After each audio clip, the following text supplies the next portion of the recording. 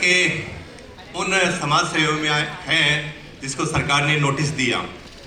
तो पहला नोटिस जो था, बड़े ध्यान से सुनिए आप, सरकार किस बात का नोटिस देती है। मित्रों एक बात सुनिए आप, 2 मिनट। हमारी सरकारें किस बात का नोटिस देती है, उस नोटिस को बड़े ध्यान से सुनिए और कभी मौका मिले तो इस किस्से को अपने फेसबुक पे, अपने इंस्टाग्राम पे या कभी दोस्तों के साथ शेयर कीजिए।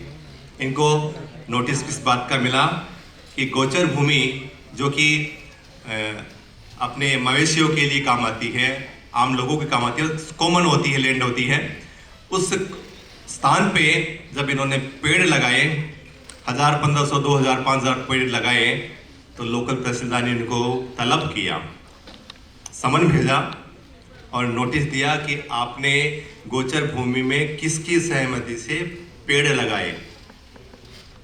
पहला नोटिस।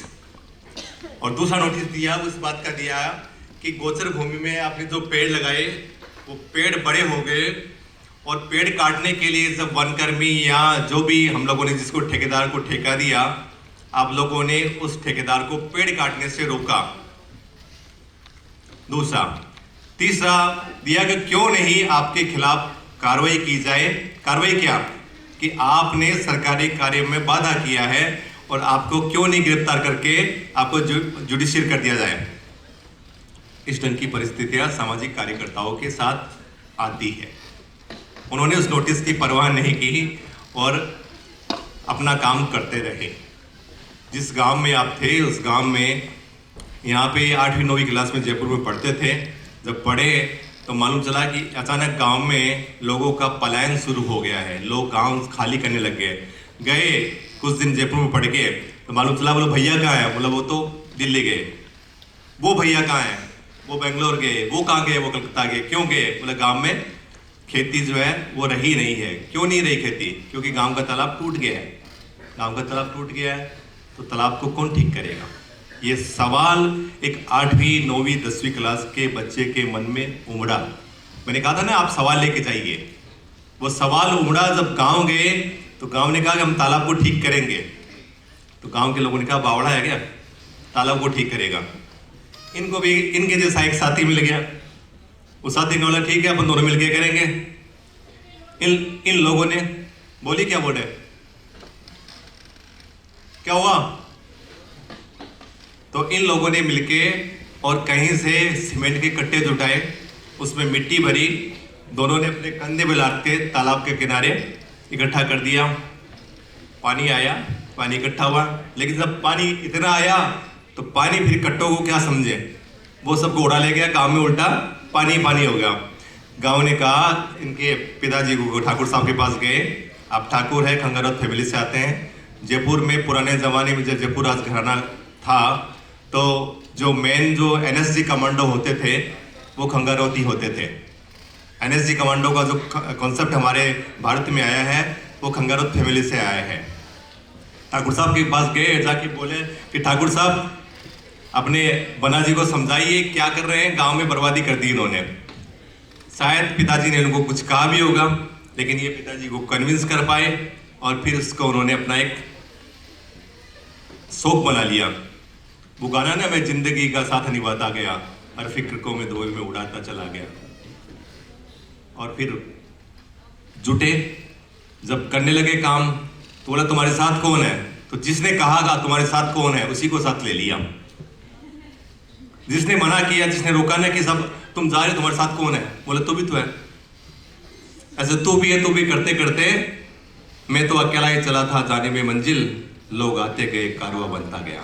और कारवा ऐसा बना कि सीरीज शुरू करी। सीरीज क्या की, एक तालाब को बनाया, उस तालाब को जब भर जाए ओवरफ्लो हुआ तो दूसरे तालाब से जोड़ा, और जब दूसरे तालाब से जोड़ा तो नहर नहीं बनाई, उस पानी को जमीन पे चलाया। और जमीन पे चलाया तो सोचिए आप गांव में सब तकनीक कैसे काम में होती है। हम लोग चूंकि स्टूडेंट है, बहुत सारी चीज सीख सकते हैं। उस पानी को उन्होंने बिना किसी मशीन के, बिना किसी मैकेनिज्म के, अपने स्थानीय पद्धति जो पुरातन भारत में, पुरातन वैदिक काल में, हमारे शास्त्र काल में जो थी, उस पद्धति को सीखा, उसको इम्प्लीमेंट किया और उस पानी को 9 इंच पर चलाया। क्योंकि इनका एक सिद्धांत है, आप साइंस के स्टूडेंट हैं, ज़्यादा समझ पाते होंगे, हम लोग इतना नहीं समझ पाते। इन्होंने एक बताया कि 9 इंच पर पानी अगर चलेगा तो ज़मीन में घास आएगा, ज़मीन में नमी आएगी, और 9 इंच के ऊपर होगा तो घास नहीं आएगा, पानी खाली पेगा। तो उससे क्या हुआ कि ज़मीन भी रिचार्ज हुई, घास भी आया, और वो जो पानी है वो फिर पानी दूसरे तालाब में गया, दूसरे से तीसरे में, चौथे में, पांचवें में। तो परिणाम ये हुआ कि जहाँ बंजर भूमि हो गई थी वहाँ पे पानी हुआ। आज 3 फसल आप लोग ले रहे हैं, बिना किसी कुएं को चलाए, बिना किसी मोटर को चलाए ले रहे हैं। जबकि उसके अगर हम लोग 28 किलोमीटर आगे और जाए दूदू तो पूरा डार्क जोन है। जबकि लापौड़िया नगर के जो 64 गांव है वो लहलहा रहे हैं। हर घर, जैसे बताया था ना, पाटिल जी बताया कि हर घर में गिर गाय हैं, हर घर में अपनी सब्जियां हैं, नेचुरल फार्मिंग है।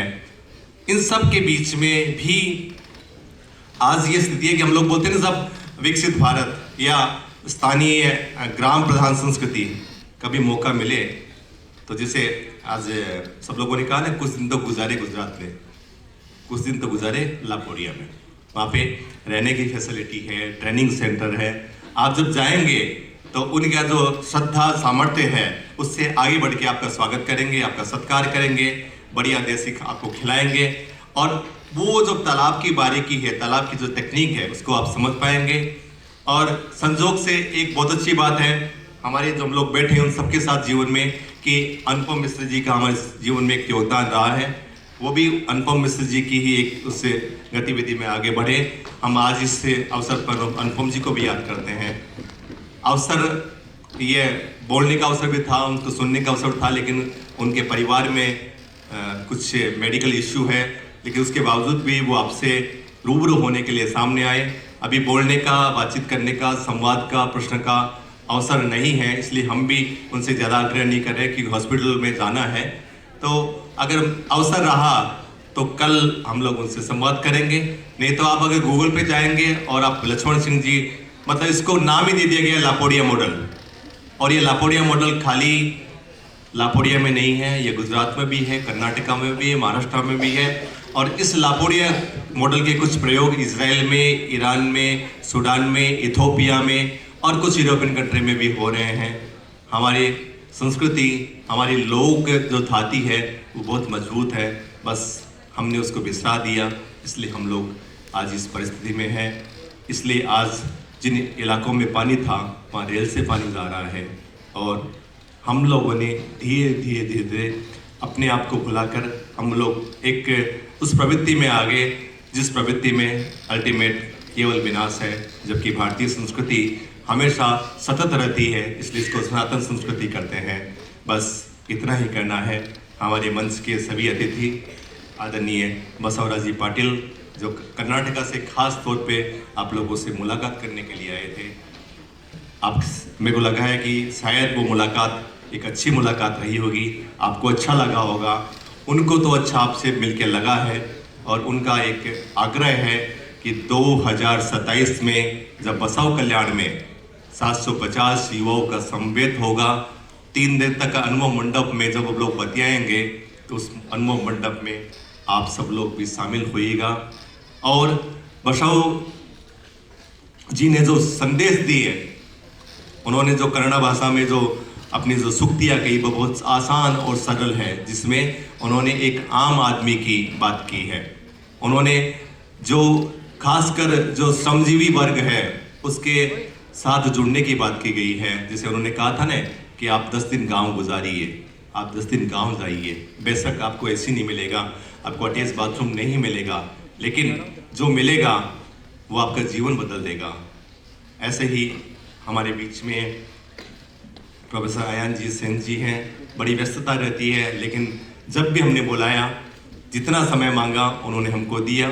ये पहली बार ऐसा मौका हो रहा है कि जब कार्यक्रम के शुरू होने से लेकर अंत तक वो हमारे बीच में रहते हैं। इस बार कुछ स्थितियाँ ऐसी हैं, कुछ BSF की ट्रेनिंग्स वगैरह है, कुछ बांग्लादेश का इशू है और नेपाल का इशू भी है, उस असाइनमेंट में उनको जाना है, इसलिए हम उनके प्रति भी आभार व्यक्त करते हैं, धन्यवाद ज्ञापित करते हैं।